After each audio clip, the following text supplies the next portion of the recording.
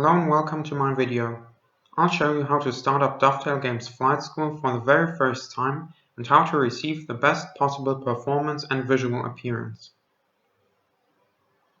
After you've clicked the play button in your Steam Applications library, you'll be guided through some startup screens.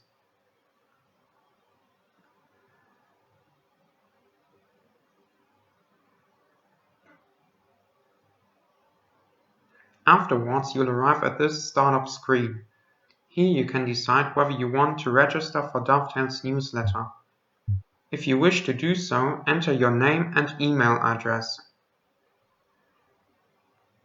However, if you do not wish to sign up for their newsletter, select No in the drop-down list near the Would you like to register question. After you've finished, click the arrow below Register. On the next screen, you are able to enter your pilot details. These consist of your first name and last name and nationality. In my case, I choose my YouTube username as my first name.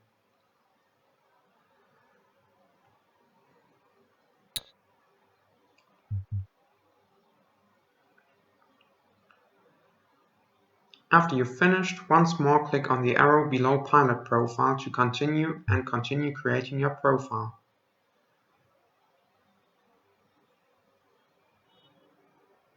On this page, you can select your home airport. Selecting a home airport means that Flight School will use this place as your default departure airport whenever you begin a free flight. However, you can easily change your home airport in the settings menu. Selecting a home airport also doesn't mean you always have to start and end your flight here.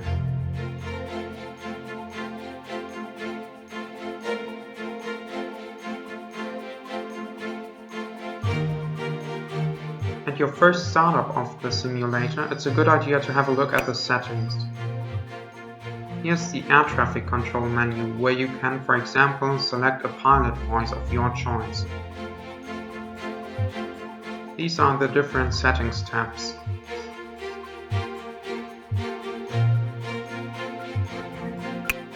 In the realism settings, you can choose between easy, medium, hard and a custom setting. As I'm quite experienced in flight simulation, I selected the hard settings. In the Controls tab, you can check whether your joystick or flight pedals or controls or whatever are active. My T-Flight Stick Act works obviously.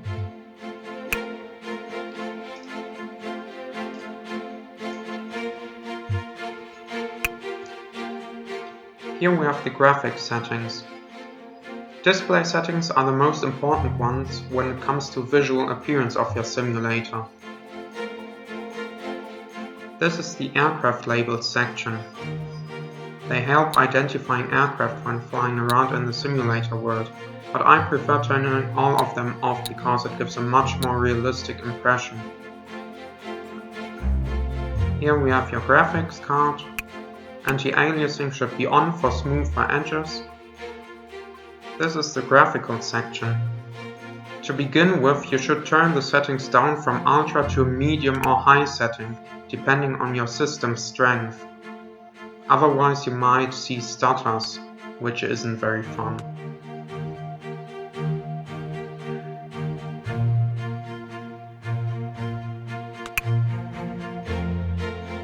Traffic setting is a very resource needing factor, so turn it down to low.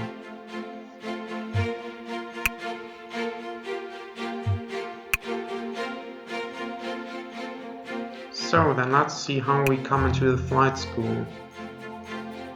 We have two options, USA or Great Britain. Let's start with the easy one in Great Britain first. So here we got an information text about Waltham Flying Club, where you will earn your light aircraft pilot license. It's quite interesting to read this short text. Here we have a list of available flying lessons. We'll start with lesson 1, Takeoff. Every student remembers their very first takeoff. This one will be made all the more memorable as it will depart a classic airfield in a true stick and rudder aircraft. Yes, the Piper Super Cub PA-18 which is a new model of the very classic J3 Cub.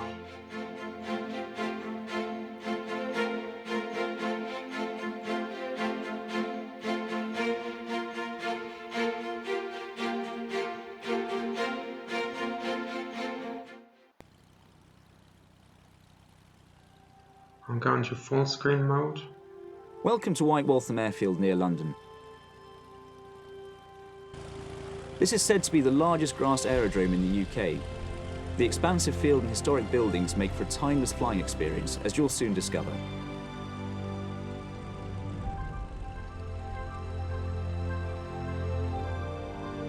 And the Piper Cub is the quintessential general aviation aircraft. I always tell my students, flying a Cub is real flying. Pilots have been learning to fly in Cubs at White Waltham since before the Second World War. And that's what we'll be going up in today. This fantastic Cub has been prepared and fueled for our flight. Why don't you hop in? The detail of this aircraft is amazing. Let's get the engine started. First, I'll turn on the battery. Now, there are only two bits of information you'll need from the instruments during this lesson. Airspeed, or how fast we're going, and altitude, how high we are. Airspeed is displayed on the top left gauge. That's the most important instrument you'll use today, so get familiar with it. In this Cub, the airspeed is shown in miles per hour. Altitude is displayed on the instrument just below the airspeed. It's reading near zero since we're sitting on the ground. You can use your blank key and your mouse wheel to zoom in such a way. Here we go. Clear prop! Can you hear me okay? The propeller makes amazing noise. Communicate over the intercom, as long as you have your headphones on. Yep, I got that on. That's better. I've got mine turned up as you're a little quiet. First, let's check the controls and I'll explain their effects. Push the stick left, then right. Good. This will roll the aircraft in the direction you turn. It's simple stuff and will all make sense once you try it out in flight. Next, gently push the stick forward and then gently pull it back. Okay, it works fine. I'm doing this all with my joystick. When you want to climb, raise the nose towards the sky by pulling the stick back. When you want to descend, lower the nose by pushing the stick forward. And finally, the rudder pedals. Pressing these moves the rudder to twist or yaw the aircraft left and right. It's the hardest control to understand, but you'll figure it out. To begin with, you'll probably only use the rudder pedals when we're on the ground. Pushing the rudder pedals will also move the tail wheel, and that's how you steer on the ground. Left rudder will turn us left, right rudder will turn us to the right. Since there's no control tower here at White Waltham, we just broadcast our intentions over the traffic frequency. That way any other aircraft nearby will hear us, know where we are, and where we're going. White Waltham Radio, Piper Golf Delta Lima, taxiing from Waltham Flying Club to runway 07. Okay, we're looking good. I'll taxi us up to the runway.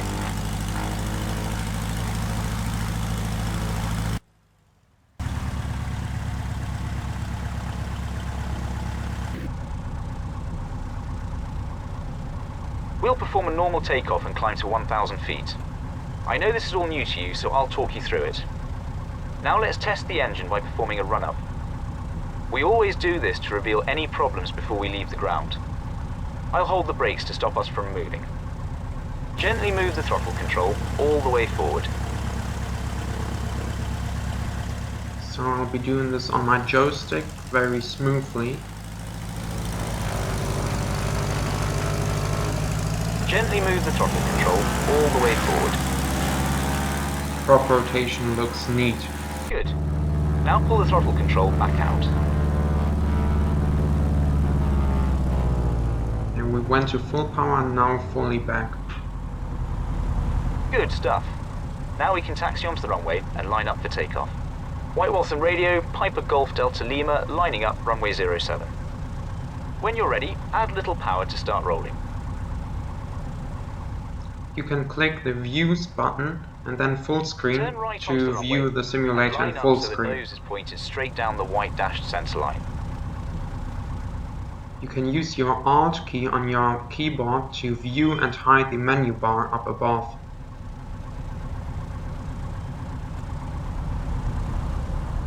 Okay, I'll add a little power. Turn right onto the runway and line up so the nose is pointed straight down the white dashed centre line. Using the rudder to steer left and right.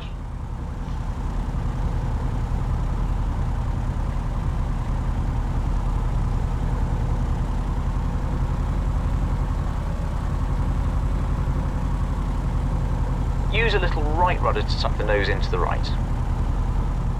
Okay, line up on center line. Use the rudder to keep the nose pointed straight down the runway and get ready. Okay, full power. Okay, all set. Let's throttle up and take off. Moving the throttle all forward.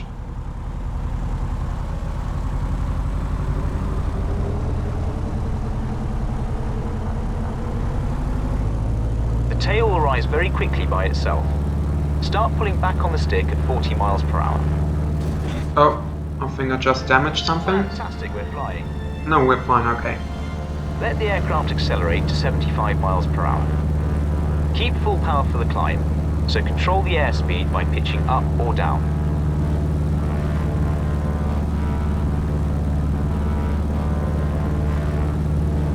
Good. Hold 75 miles per hour with pitch and keep climbing.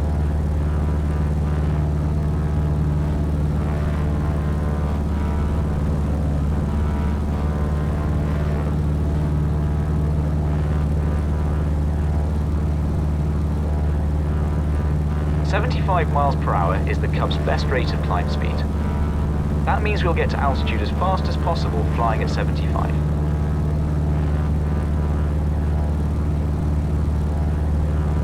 Gently push the stick to pitch the nose down and stop the climb. Fly level at 1,000 feet.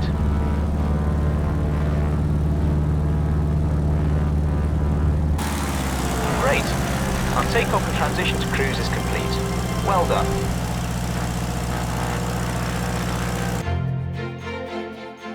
We finished the lesson. Our check mark is placed. We learned how to take off and climb. In the lower left-hand corner you have two symbols.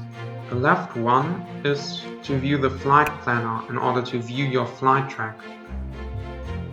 We haven't flown very far, so our plane is still in the vicinity of the airport.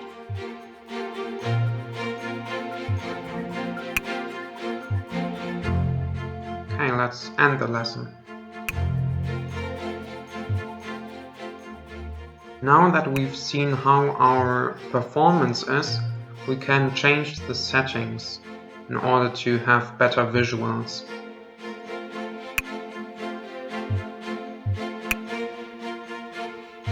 Head over to the settings menu and navigate to graphics settings.